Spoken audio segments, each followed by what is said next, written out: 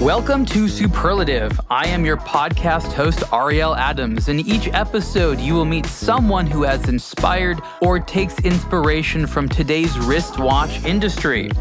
Every week, let's dive deep into the world of crafting exotic timepieces, from the people who dream them up to the people who dream of them. It's time to get started and meet today's guest.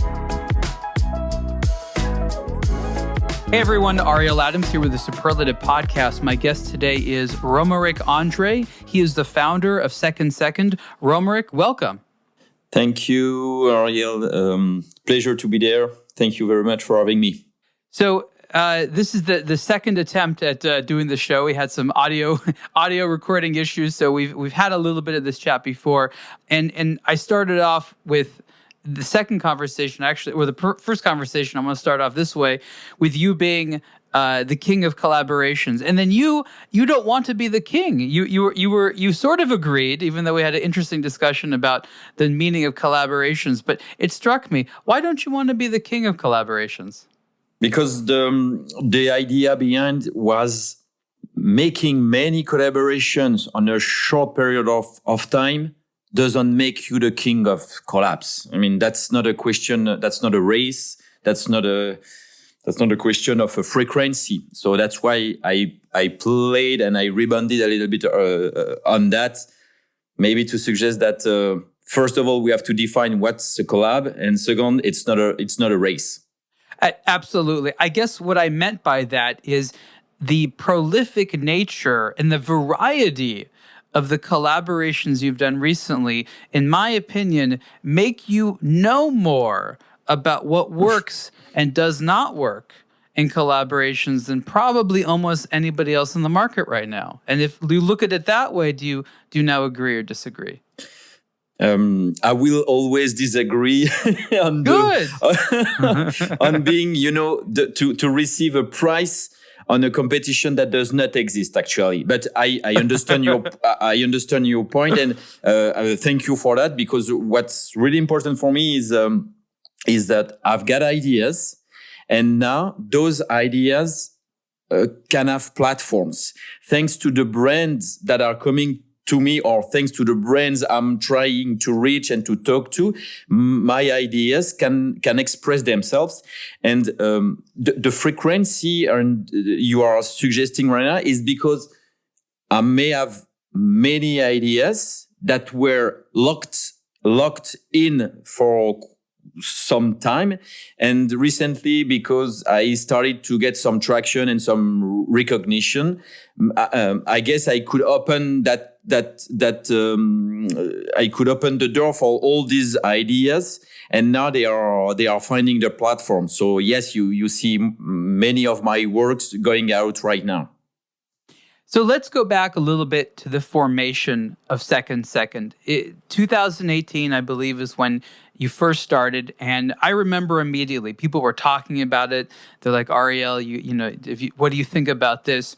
And what you were doing was a beautiful but simple concept where you were taking vintage watches and you were removing one of the hands and you were replacing them with a pop culture symbol or something else that you wouldn't necessarily think of as a hand. And there was this contrast. I always remember the contrast. You seem to really love contrast. And I always noticed that on your website, which is beautiful. Your artistic design is very uncommon, of course, and web design. But talk a little bit about what it was that you were trying to do with Seconde, because collaborations, as we're talking about, was by no means sort of how you started this. I'd like to know how you got into that. But talk about what was it you were trying to accomplish with the formation of Seconde.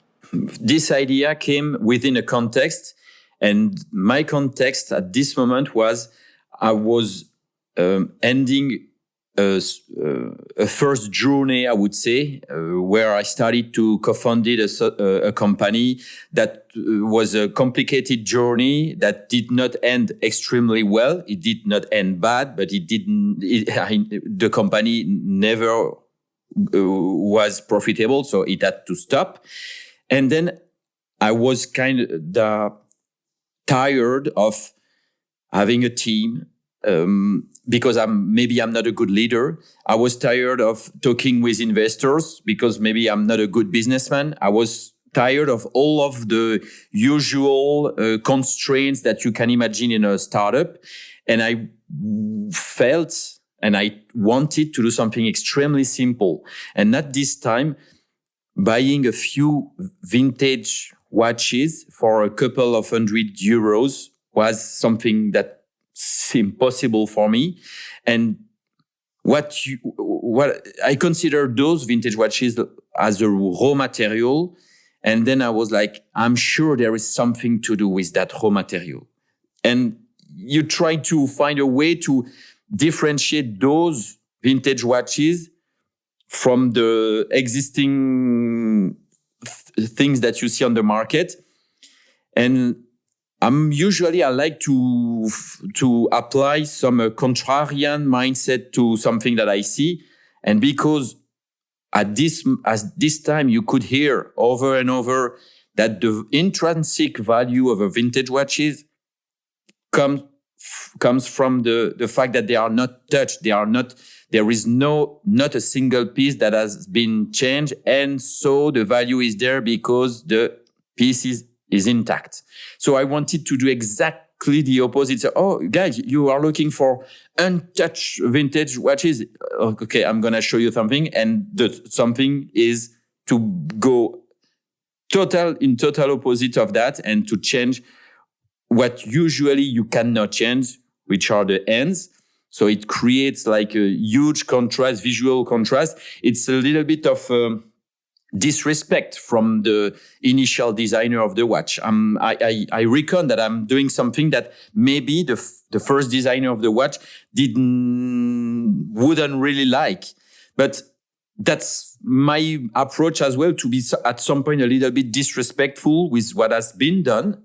And then it's too easy to be disrespectful. So I want to be disrespectful, but then I want to say, you can go back to the initial state of the watch because I'm just changing the hand, and you keep the hand. At this moment when I was selling my vintage pieces, I was obviously delivering the original hand aside in the packaging. So I liked to be a little bit like disrespectful and then showing a lot of respect to what has been done and to show that what I'm doing is reversible. Right. Now that's interesting because I remember in law school, we learned about this concept, my pronunciations be terrible, droit moral or artistic rights, as they called it. And in France, and not many other places, there's actually a legal right as an artist that no one will change your art. In America, you don't really have this. Someone can buy your art and change it. But in France, there's a lot of very special rights associated with the original artist and what can and can't be done.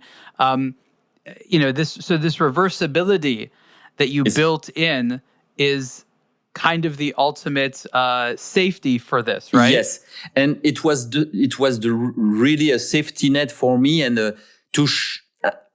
I wanted to be a little bit shocking, but I didn't want to play like the guy that doesn't care. I wanted to be respectful with my disrespect. So basically, and then there is another point, is that I was really looking for vintage pieces that weren't really charismatic. I was buying really low profile, understated, simple 3 hands, old Rolexes or old Omegas. And those pieces has been produced in thousands. It was not like extremely rare, extremely exceptional pieces. So I was like, okay, I'm doing something that is not really common, but if we cannot say that I've been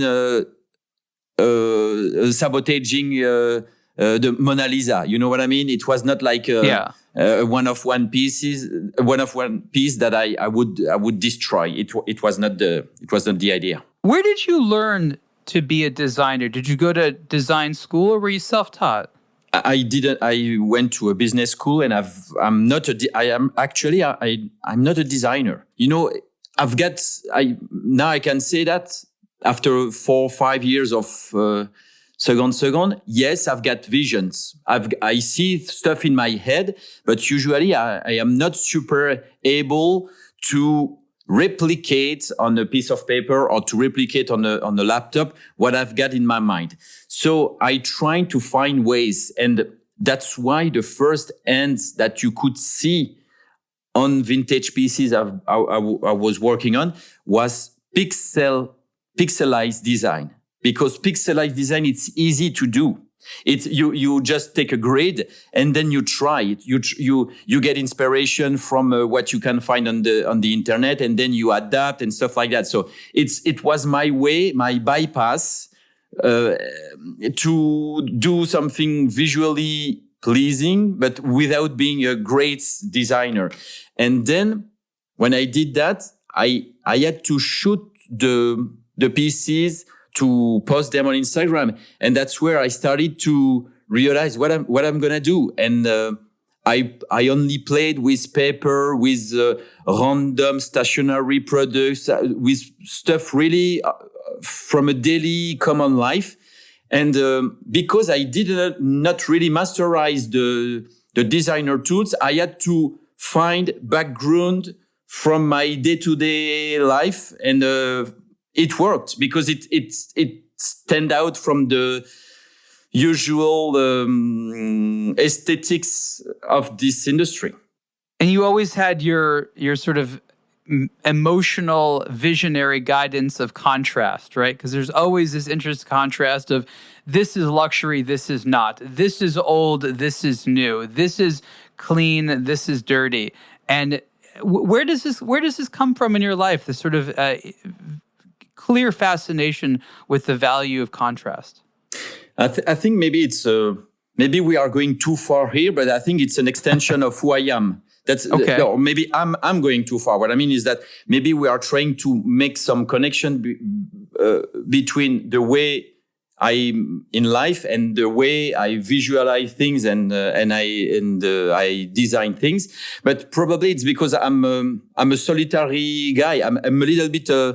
I like to be in group and I like to be with people, but most of the time I preferred. I'm a little bit more introvert, and I think that being introvert is you are a little bit of an outsider. And when you go and you see this industry of luxury that has some keywords of excellence, performance, and suggesting that those watches are for high achievers, maybe it's the easy way for people that are outsider of that world to say that maybe watches can be as well for people that does not achieve that much. Maybe watches can be for people that doesn't necessarily need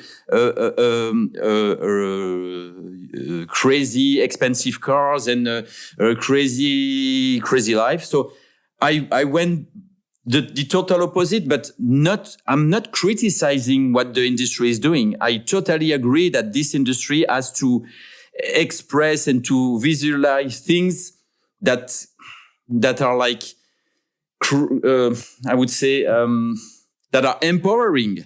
So this industry, I understand the narrative this industry is going with, but I had to do the opposite because I could not do what everybody else was doing. So I went the total opposite way because it was my only way. There were no politics in my. I don't have really. I didn't have an opinion. It was just my way, and my way was the opposite way. I love how honest you are as well. If you go to the Second website, the first thing you see is the statement. You call it the disclaimer. And it says, I vandalize other people's products because I failed at building mine. And I'm sure not everyone recognizes how literal of a statement this is. Maybe you can explain in more detail what you mean by these two statements, that you vandalize other people's products because you failed at building yours. I like this sentence because there is 2 points here. The first point is it's the really obvious point is that the first part of my career, I tried something and I failed at this thing. And you have to reckon, you have to say, yes, I failed. And I've always dreamed of building my products, and I had ideas and stuff like that. And you want your ideas to become real. And I failed for the 10 or 15 first years of my career to do so. So I try to explain why I have this. I mean, maybe it's it's you in life. You try to find way. It's like the water. If the water goes into a wall, then the water tries to find another way to dodge the wall. So I think it explains second today, because I failed. Now I'm trying to apply my ideas to other products that are not mine, and I still want to make product by myself. But I'm not there yet. So I'm using other products to express stuff. And the second thing that I would say is that this sentence that you like on my homepage, I didn't use it at the beginning, because at the beginning you try to pretend that you know it's fake it until you make it. And now that I have some recognition of what I'm doing, it boosted my confidence back up, and I'm totally okay to admit that I failed.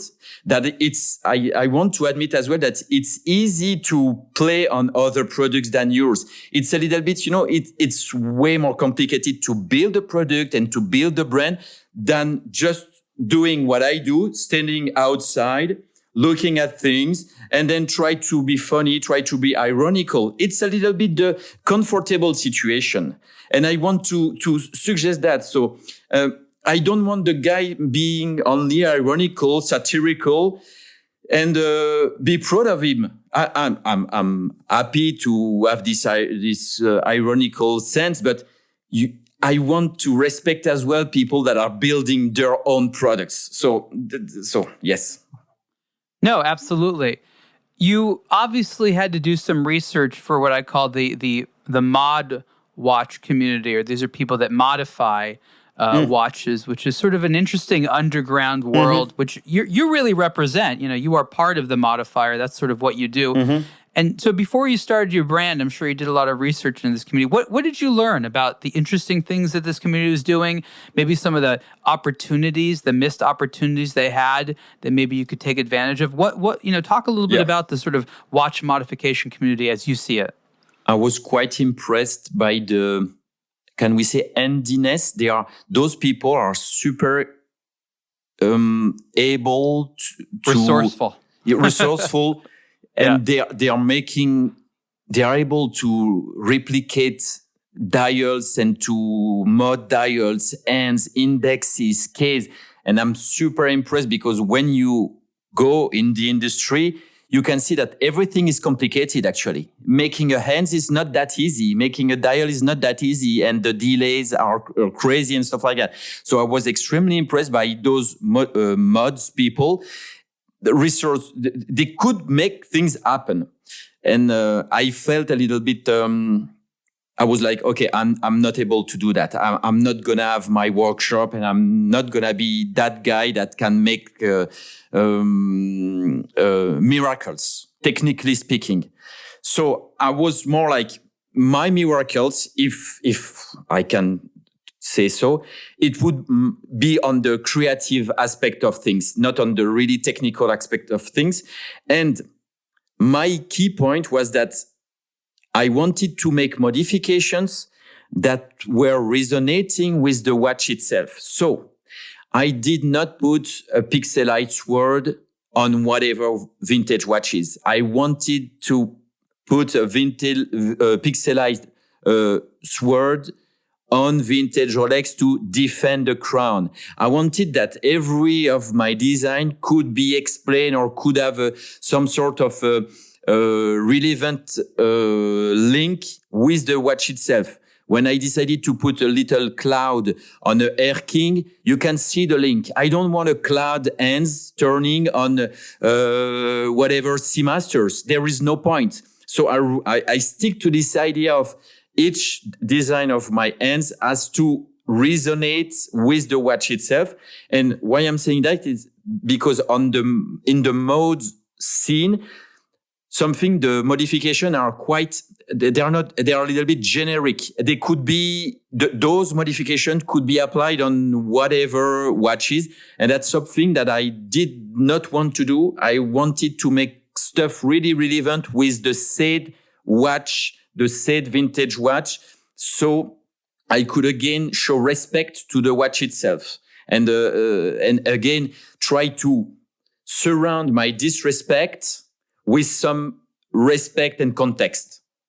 The way I think of it is narrative. There's a story to each of them. It's not just shock value. It's not just this looks nice here, but there's a deeper narrative to it. Would you agree to that?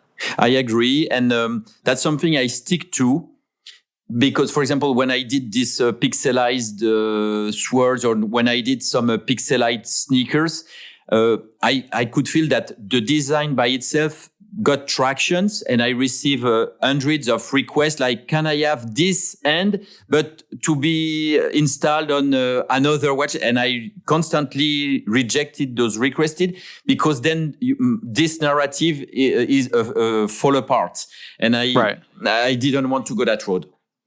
Let's talk about Celsius for a minute, and then I want to talk about your creative process. Celsius was another interesting contrast, and if I recall correctly, you were trying to take something which was the humble mobile phone, and you wanted to make it crazy luxurious. This was really above and beyond even what I think Vertu is doing, which is probably the most well-known of the luxury mobile phone firms. I remember writing about some of your stuff and seeing some of it at Basel when you guys would show. But talk a little bit about that. You were trying to put like a tourbillon in a mobile phone, right? I think we could sum up this. Yes, it was this idea. That's crazy to me. Thinking about that years later, it's crazy.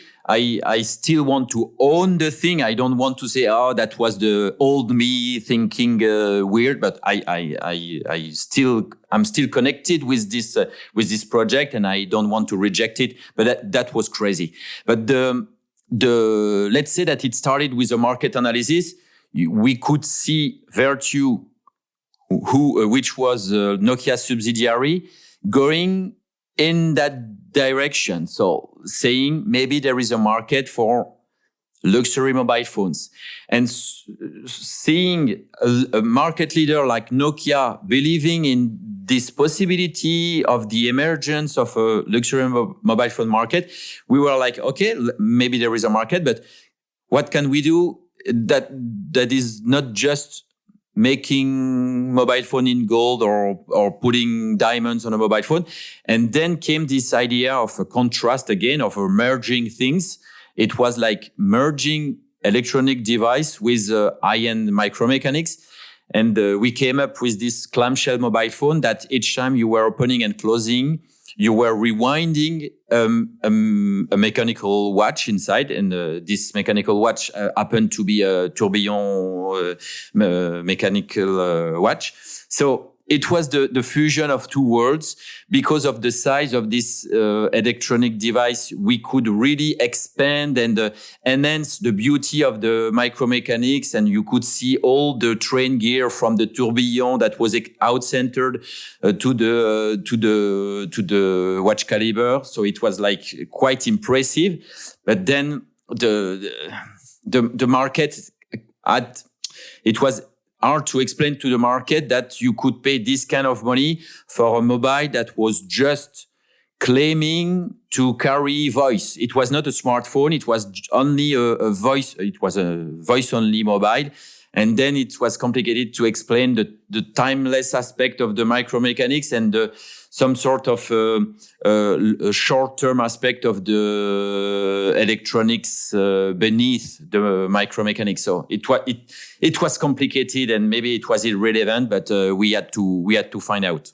No, I mean, you're not the first person that thought it would be a really great idea, and it makes sense in theory. And I just want to dwell on it for a minute, because I loved the high-end mobile phone. You know, there was the Chairman, you remember, by Lucy Nardin and a few others. And I remember one time I was having a meal with the then CEO of Lucy Nardin, and I was like, wouldn't it made a little bit more sense just to make an iPhone case? And he's like, yeah, probably. And I'm going to ask you the same question. Would it have made more sense to take that ingenuity and make a skin to go over someone else's technology? Sort of like what you're doing with Second. Kind of. I think at this moment, the skin approach was, it was not noble enough, I guess. It was a, when you start to propose something as an add-on, then the power of your claim vanish a little bit, I guess. And I don't know and then when you're proposing a skin, usually it's for protecting, and then you're suggesting that you are not the main character. You are more on you are the outsider. And then we were not in this mindset at the moment. We wanted to really to create a brand that was merging two worlds that was not supposed to merge. And the real product at the end, the real dream was to have a really simple phone that would execute the ringtone mechanically. And that started to make sense because you at the beginning we were really arguing about the watch world to try to stay on that lane and to benefit from the prestige of the watch world. But I think the final product and our vision was really to be an electronic device, but with a mechanical execution of a true mobile function, which is the ringing. So we really believed in that vision, but we didn't have time and to apply it, and that's it. It was not meant to be. So let me get this straight. From what you're saying, the next thing you're going to do is a merger of one of these like minute repeater sonnery table clocks and a Bluetooth speaker, so that you could have your phone hooked up to this thing via Bluetooth, and then it would ring, but it would create a mechanical ring. Is that what you're getting to? Because I feel like that's the next step.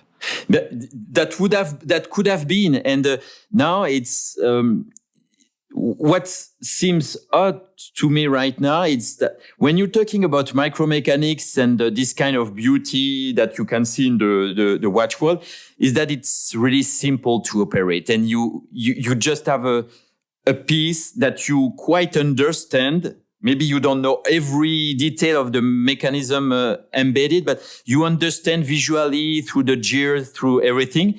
And then if you start to add a booklet or to have a user guide to install Bluetooth, Apple Wi-Fi, and then you're killing the device. So for me, those two words are hard to merge now. So I don't know if I don't know. I feel it feels like a wedding that is not meant to last. Well, I think it's interesting because, your first venture was very, very complicated, right? Like you admit yourself, it was very ambitious. Yep. Just to make the thing work was, an engineering and I'm sure a construction nightmare. And then you make a total 180. I mean, in every way, if you compare what you did with Celsius to Second, it's like the same person, but a completely different side of life. Rather than go from something simple and make it luxury, you're taking something luxury and making it simple. Definitely. Rather than making something very serious, you're making something very playful. Rather than crazy complexity, you're like, what's one of the simplest things I can do to add value? Exactly. Maybe I'm lacking ambition. Maybe it's at some point the recognition that, okay, I'm not done. I'm not made to do great projects that gonna have a global impact. And it's like looking yourself in the mirror and saying, okay, maybe you're good to make simple things, but by doing those simple things, maybe you will have more constraints because you don't have a factory, because you don't have this, you don't have an engineering team. Yeah. But then it's all about you. And it's something that I love in my life today is you are in front of a piece of paper and you need to find one idea. And this idea has to be extremely simple to execute because you are not gonna receive the help of 10 people. It has to be one simple, a smart, relevant, or cool or good-looking ideas, and that's really refocus the work on your mind and on the creativity. And but at the end of the day, I'm not building a company. It's like me trying to find a simple idea. But I like that as well. So maybe I lack of ambitions, but I like to put myself in the situation where I really have to find this little sweet, simple to execute idea. What I hear, and I mean this in a positive way, Romaric, is an uncompromising individual who recognizes that, okay, Romaric's going to be uncompromising. Would you rather be uncompromising in something crazy complicated where it's so hard to not compromise, or do something so simple that you actually have the power by yourself to not compromise? You can, with your own ingenuity and skill, say, I can create something that to me is not a compromise. Because it sounds like that's what you were looking for. You wanted to have a product that reflected a no compromise attitude, and you sort of found it, and you had to be simple to do it as a single individual. Again, you're totally right. And it's, it's a movement. I go from one end to some days I'm like, okay, I would love to make something that I would sign 100%. So basically to start a company that would make products that I could sign 100%. And then I know that I would have to make compromise, like you said, and you don't do big and great things without compromise. So at some point is that do I want second to stay the creative guy that is proposing ideas and make small drops every now and then, or do I want to become something bigger, and do I want my brand or my alias, my nickname, to become bigger? And I don't have the answer. And but this idea of accepting compromise, accepting working in a team. I am not. I'm not. I have to admit, I'm not good working in a team, and that's a problem, and that's a superpower at the same time. So again, it's I will not have a clear conclusion on that. I'm happy to be who I am, but I have to reckon that the way I am makes things complicated when it comes to be in a team and to build something bigger. Hi, this is Ariel Adams, founder of aBlogtoWatch, with a message about eBay. I visit eBay daily and have been relying on eBay to learn about and acquire watches for more than 20 years. Did you know that you can now buy watches directly from brands or their authorized dealers on eBay? Timepieces coveted by watch enthusiasts from brands like Zodiac, Laco, Parallel, and more are part of eBay's Certified by Brand program. Here's how it works. Luxury names are partnering with eBay to bring brand new and pre-owned watches and other luxury accessories directly to you. Certified by Brand includes a minimum 1-year factory warranty for watches and offers an unprecedented selection of new and used watches directly from the source, all with the peace of mind you can expect from eBay. Visit ebay.com/certified by brand for more information. Look, it's okay, and it's a good thing to know what your strengths are. I have pluses and minuses when it comes to teamwork, but I can also say that while teams are important for so many tasks, when it comes to creativity, you really can only have one person saying the directions. Like driving a car. You can't go straight and reverse and left and right. Those might all be great directions, but you can only go one direction at a time. And when you have to share this type of responsibility, it can become very difficult to get to where you're going, though. But if you're just a solo person driving and you get to make all the decisions, you know that you'll get there. It may take time, but if you're just one navigator and you know where you're going, nothing's going to get you off course. Exact. Totally agree about that. And that creativity, it's something quite interesting when you work days over and over on it, is that when you try to mitigate it, to maybe listen the market, or you're starting building barriers in your minds, and that's super complicated because you have to be careful with your ideas, because all ideas are not good, and a lot of ideas will fail. But then you have to stay extremely, not courageous. It's not courage, but you have to stay a little bit foolish in your creativity. And you don't want, for example, if you start to find some sort of success, you may be eager to stick to this line, but you don't. I don't want to draw lines. That's why in a recent interview I said that, for instance, I think that if within 2 or 3 years I don't find other industry to work with, I guess I will lack of oxygen. So if I'm only the guy making collabs with watch brands, at the end of the day, I will suffocate. So I will need to try to apply my way of thinking to other industry, to other products. And again, creativity is a superpower, but sometimes tiring. And sometimes you start to build walls that are locking your creativity in a small parcel. Okay, yeah, I hear you, and I want to talk about the creative process now, because I think that's something that you make look easy. It's not easy. I imagine that you probably agonize sometimes over what to do with a design. So my first question is, does it begin with the idea of a hand or a special dial, or does it begin with a watch and then you have to imagine what to do to it? Well, how do you start? At the real beginning, my trick was only to play with hands. So, the constraints were extremely clear. I could only change hands. So I had to find a way to make that design relevant, coherent, beautiful, fun, whatsoever.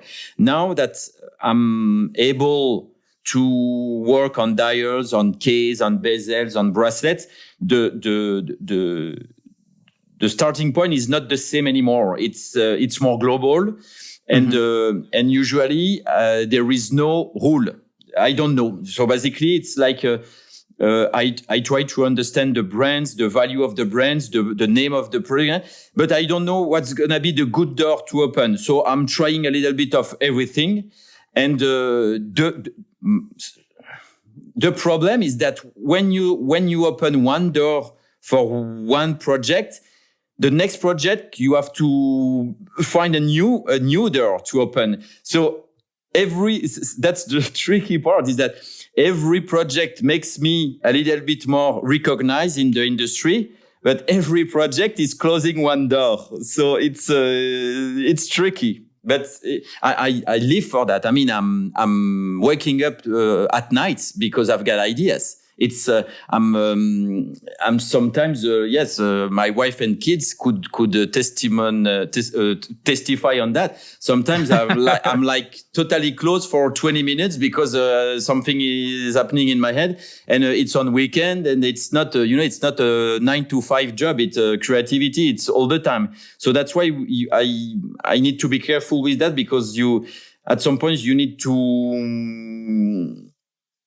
You may fall into some sort of loop, because for me, it's a challenge. If someone contacts me and say, do you have an idea? I'm like, okay, I'm going to have one. And it's an obsession. So I need to be careful with those creativity loop and creative obsession to find the great idea. No, I mean, that's the right attitude to have, right? Because you want to find the right idea. You like finding the sort of cohesive ideas that work from multiple angles, and I respect that, because those are the types of ideas that the snobs around the world really appreciate, because you've sort of intellectualized the entire process. But to make the ideas cohesive, you have to think about ideas over and over again from various angles. Would it make sense to this person? Would it look nice? Could I tell the story? Would would the hand even look nice? Like so many different types of things that you have to consider. But the clients are all different, and I think that's what's interesting to me. You have a number of watches that are consistently your thing, but clients themselves are so different. And I'm actually going to divert for a moment to the business side of the conversation. How do you manage the business relationship? You just have like a standard contract, or like, this is how I work, do it? Do you try to work with them to see how they want to do it? I'm just curious, because you've done a lot of, what can be very complicated deals between profit sharing and nonsense like that very, very quickly. And what is your secret to efficiency there? It's all about the concept. So basically, when I'm in touch with a brand and they say, we should have a call, we should have I'm not criticizing here. I'm just telling it. Usually, and I totally understand that, you are in contact with people and they say, let's have a Zoom, and we are sure we're gonna come up with great things together. And I'm like, we have no idea. We don't know yet. I never know. And again, I'm not criticizing, because it's good in life that you have people that are optimistic. And the brands and the people working at the brands, they need to be optimistic and say, we are sure we're going to make some great things together. And I'm the pessimist guy suggesting we don't know yet. We have to work first. So basically, instead of saying, yes, let's have a Zoom, I'm more like, give me time.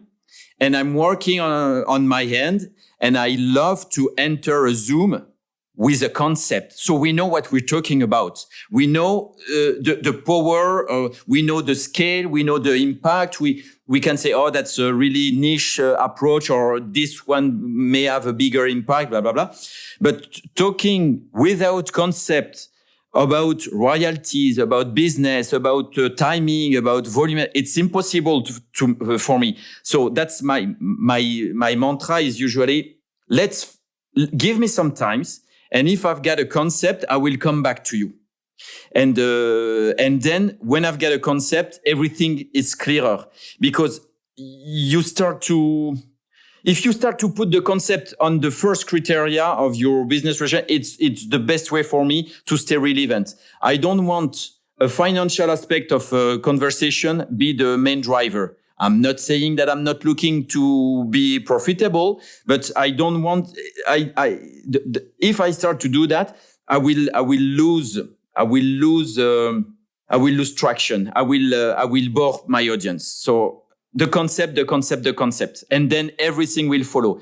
With a good concept, you can work with people that even if the fit with people is not great, that's okay, because the concept makes things easy. And if the profitability of the project is not great, that's okay, because the concept is bringing something to me, to my little mosaic, to my little, let's say, maybe, yeah, you know what I mean. You know what I mean.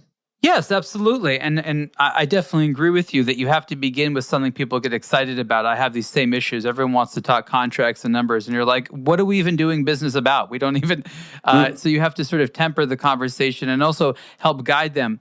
But, have you gotten yourself into a crazy world of, some brand is offering a flat fee, some brand wants to pay now, some brand wants to pay later, others are doing royalties, and I have to look at statements. And I'm just wondering, because again, you're very pragmatically minded. As a small operation, how do you handle having to decide, which I'm guessing is different types of deals all the time? I mean, it's an interesting thing for me to think about. I've not really. For me, I went the easiest way possible. Maybe it's not the savvy, economical best way, but I went since the beginning on the royalties, which means that the brand knows that I'm gonna be with them.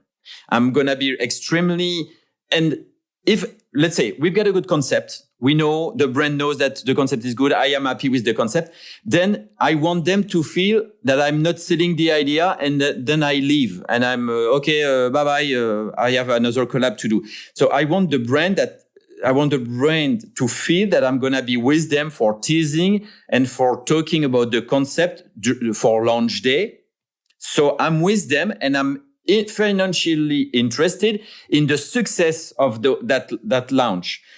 So the interests are extremely aligned. And that's the best way to work, because there is no bad feelings. The brand is not saying, you got your money and now you are not working anymore. You are not pushing with us. So we align the interest. That's true that sometimes, and it happened for the first time a few weeks ago, a brand proposed me an upfront fee, something like a flat fee. I mean, so, but it was, I said yes because it was easier for them, or so that's it. But my main way to work with brands, it's like I'm getting a royalties for each piece sold, and that's it. That's super simple. That's clear for everyone, and so we can work the concept, and it's not like, okay, I promised you I would work 10 hours on the no. It's we work until we are sure the concept is the best possible, and then you are sure I'm gonna be there to tease and launch the product. But after the launch, I'm not there anymore. I'm like, I have to focus on the next things. That's basically the deal. Interesting. That makes sense, and thank you for sharing that with me. I mean, there's no right or wrong way to do this. Essentially, you make it up as you go along, and you hope you don't run into too many issues. I just thought that the speed at which you were doing them was interesting because I've had, between my various, of course, advertising relationships, consulting relationships, done a couple of products here and there. I've been approached by brands with a bazillion different offers, and I know that just for myself, they're so complicated, and sometimes they truly don't know how to get done what they want to get done. They're like, I'll pay you to help me do that thing that I don't know how to do. And you're thinking, oh, this is going to be two people that know what they're doing. The sum of the parts is going to be greater. And you're like, oh my God, they're literally like, I have to hold their hand and be like, hey, this is how you make a new watch. I'm sure you have to do that sometimes, right? Sometimes it happens. Yeah. And it's like you become almost like an outsourced manager. Like they're not just paying you for creativity, but without you, the project wouldn't even be able to happen, right? It really depends. Sometimes I have to be extremely proactive and some sort of a leader with big quotes, but and sometimes they are really hands-on, and I'm just like here to help on the side. So that's something that I did not expect, is that every brand is working differently. And that's true that my posture, that my position during those moments are not the same every time. So that's why I didn't want the financial aspect of things to complicate the approach. And I went for the royalties on sales period, and everybody is happy. Boom. So let's talk about how your business shifted. And it may shift in the future. You've made it clear that pivoting is an interesting concept for you. But from making these vintage watches with new hands, and of course you would supply the old hand with it, to working with other companies, and in many instances taking an existing version of their product and doing the second tweak, if you will. Talk about this transition. Again, extremely empirical. I started with working on vintage watches because we've been talking about it. It was my approach to my easiest way to express my creativity. And then there is two things that happened at the same time. I had difficulties with my watch chain supplier because he was a little bit annoyed by the fact that I was ordering too small batches. And at the same time, I received a lot of proposals from brands to do collabs. So I really shift for like 1 year. I stopped producing watch chains by myself for vintage pieces because of some sort of difficulty with supply chain, manufacturer, blah, blah, blah. And on the other hand, I had opportunities to make collabs. So I went full collabs the last months. But that's not something that is gonna last forever. And I want to probably rebalance it next year to still make collabs, but then I still want to propose ideas that would fit on vintage watches. So again, it's really, it's timing. It's basic little problems that have impact on my approach. But then I'm going to recalibrate that next year. And sure, I would like to try to collab with brands outside of the watch world as well. And sure, I'm dreaming about maybe building my own watch brand. It's only a dream right now, and maybe it will never happen. But that's something that I'm still considering. So I don't know. I don't know where I will be in 2 years. And that, I think it's cool. I think I'm extremely lucky right now to have many opportunities coming at me. I try to create those opportunities as well. But the fact that I don't know where I will be in 2 or 3 years, right now it's cool. I like it. Sometimes it's scary because you don't know your future. But right now I try to see the great aspect of it. Well, the way I see it is that you have options, and very few people have that number of options. They have a relatively limited set of things that are likely to happen for you. The unknown is really about having multiple options, and in that sense, I'm sure you'll agree it's a very positive place to be. Mm-hmm. It's yes. Again, I'm still extremely vigilant. I know that people may start to be bored by what I do in 6 months, so we all have to be vigilant. But yes, we have to admit and to reckon when there is opportunities that it's a good thing. Let's talk about the opposite of that. Not people getting bored of what you're doing, but other people emulating it. The watch industry has a lot of flattery through copying. We know this happens all the time. And if you have a good idea, chances are someone else will say, I wonder if that idea will work for me. Have you started to see others in the market trying to do their own take on your aesthetic? Or alternatively, are there actual fakes out there that people are passing off as yours? What do you see in terms of the market and its emulation of your concept? Many things here. Creators sometimes are a little bit looking at the scene with a weird lens. Creators sometimes are like, oh, I'm being copied. People are trying to steal my vibe and stuff like that. I don't want to fall in that category because I'm piggybacking on the power of Rolex. I'm piggybacking on the power of Cousteau when I'm playing with the red hat. I'm piggybacking on every cultural moment and stuff. So I am the one already not building things, but using them at my advantage. So I cannot be the one criticizing if I see people maybe being influenced by what I do. It's easy to say that now because I like you said before, I have options. So I know that I can move fast and change lane and stuff like that. So I feel extremely okay when I see stuff that could have been inspired by what I do. And I think we have to think this way because I've been doing that. So I cannot say now to others, don't use my stuff. Don't be inspired. I should not care. And I force myself not to care about that. So super happy. If you think that people are being inspired, I'm glad. And if they do, it's okay. And if they start to overlap my stuff, that's my ability because I'm alone, because I'm extremely agile, that I have to change lane. And I have to do something that other people have not done and stuff like that. I hear what you're saying, and I think that's a very healthy and very sort of nuanced take on it. But at the same time, you yourself are a relatively proud person with an artistic sense of culture and heritage. You would not want to copy something. You, in everything you've done, from what I see, you kind of look around, or like, is anyone else doing this? Okay, because you yourself wouldn't want to be anyone who does copying. So you're right. There is sort of a practicality to the mentality of, am I being copied? But you strike me as someone who just would, if you started feeling like your work was derivative, I feel like you would stop. I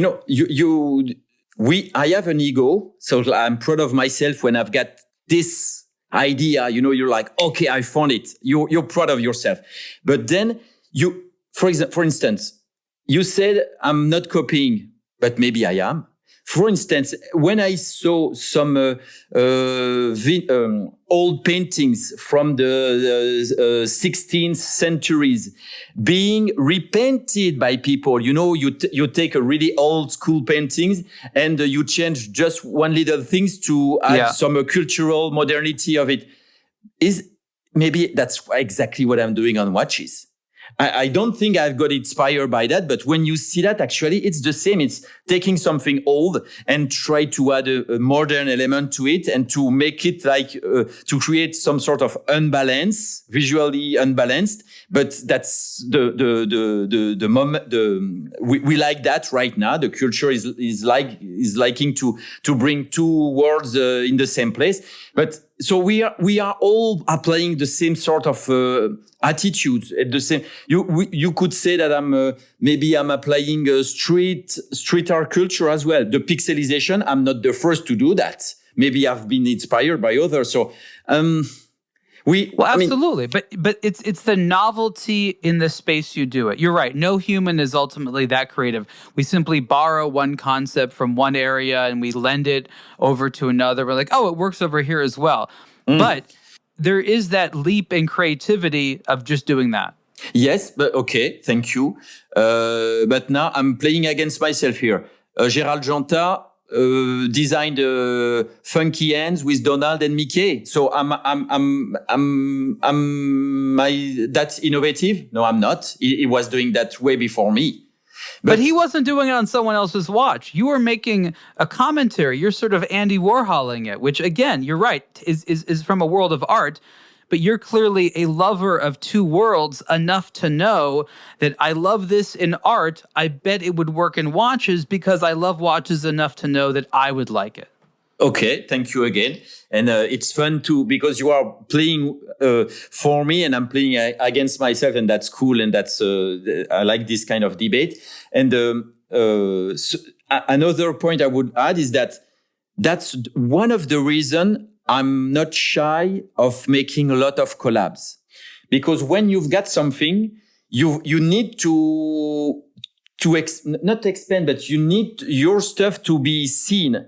And maybe subconsciously, I'm like, okay, I've got something and I need to work with many other brands to express this idea. So this idea becomes mine. It's going to be my territory. It's going to be considered as my territory. And when other, like you, Ariel, are considering that is second territory, I don't have to defend it myself. So maybe subconsciously it's like, okay, I'm okay with people being inspired by what I do, but that's my responsibility to really make my stuff visible, working on many collabs, so that I'm protecting a little bit this area because I'm seen and I'm recognized.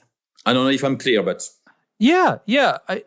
I want to ask you, do you think that wristwatches are appreciated for their artistic nature by the mainstream society as much as they should? Obviously, they're celebrated for luxury and they're celebrated for being cool gadgets and they're celebrated for all kinds of interesting things. But are they celebrated enough by the mainstream for their artistic value, in your opinion? That's a really good question. I think that, I don't know. We are biased, you and me, because we are in this industry, talking about this industry all the time and so on. I would say that some iconic watches are praised for their artistic value. If you take some really huge icons, there is always people saying, but that's a manufacturing process. Those have been created in thousands of units, so it cannot be art. But then when you can see some design that went through time and remained so powerful 60 years after the creation, for me, it's art. But you're right. Maybe the mainstream is not seeing that as they are still considering it's cool accessories.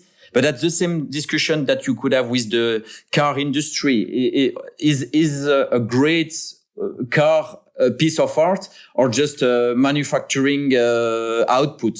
That's a good question. I don't know. I mean, for years, I would see people wear watches that don't work. and you think to yourself, the only reason you could be wearing it, because if it doesn't work, if you like the way it looks, if you like the shape, if you like the profile. True. And I think that there's a lot of this going on. I think the profile is nice. And I think that we have these evolutions of products over time where it begins as something practical, but as this practicality fades, it becomes symbolic. Definitely. Yes. And then eventually it becomes a matter of culture. And watches, I mean, I love talking about this, but I'm so surprised at today in 2023 and 2024 how popular watches still are. I mean, we're rational people, and I can't rationally explain it. That's true. I mean, if you apply rationality to that industry, it should not stick. And yes, that's surprising. That's surprising to me too. The functionality of it is extremely limited. It has been, it's in competition with a smartphone for telling time. But there is no rationale here. That's maybe the reason why it won't be disrupted. It's because it's irrational. So we're almost out of time for this conversation, and we'll definitely have to have more of them. I definitely think so. But let's talk about where some of the brands that you would love to do something with, but it's probably not going to happen. Like the Rolexes and Pateks of the world. Tell me the crazy ideas you have for some of them that just aren't going to happen, but you'd love to do. That's a tricky question because sometimes I'm surprised sometimes to some really good stuff come out of not so prestigious brands. So you could expect from me telling you I would like to work on the extremely rare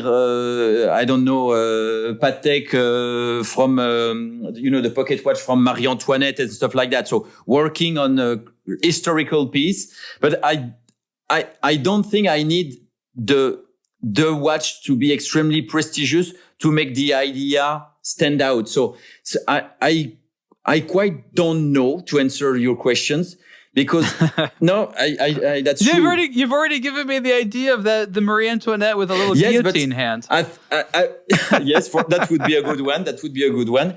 But sometimes I feel it's. I don't know to answer that.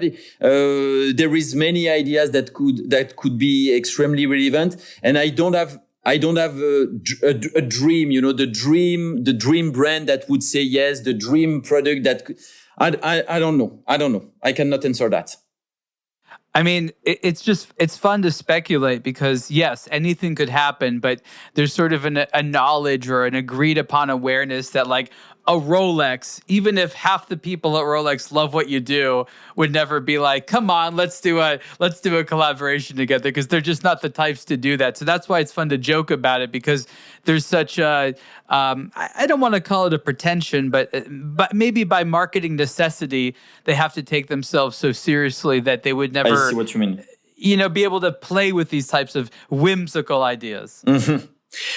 Yes, and just to maybe I found a way to answer your question is that changing the perspective, and maybe the crazier thing would be to work on the ends on the clock of the, how do you say, la mairie, the city house, something like that, of my hometown, for example. You know what I mean? So instead of working on a wristwatch, maybe my craziest dream would be to be involved in some ends redesign on the clock on the city house of my hometown in France, for instance. I would go this direction.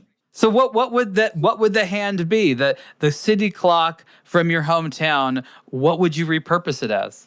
I haven't think about it, so really, like, you got me off guard. I don't know. I have no idea. But these types of art installations, which is what they would be, that's a very interesting concept. Like, that would be the funniest thing. If these random small towns, especially, in France and Switzerland, that still have these city clocks, like, that could be a tourist attraction. They could, get you and be like, hey, sir, you're a famous watch face designer. We've had the same hands for 400 years. Maybe you could switch it up a little bit. I mean, that's something I would just talking about it. I'm getting excited about this idea. But again, that will happen if I'm getting recognition within 5 or 10 years. Maybe they will call me one day. So it's up to me. I love it. It's so fun to be creatively inspired. Romaric, where can people learn more about you and the brand on the internet? It's on second.com. That's my website, and I've got an Instagram page, Second. And I would say they won't learn that much because this format that we just had, talking about my stuff for 1 hour, I like it. And again, it was super cool to chat with you. But Thank you. But sometimes I like not to talk about.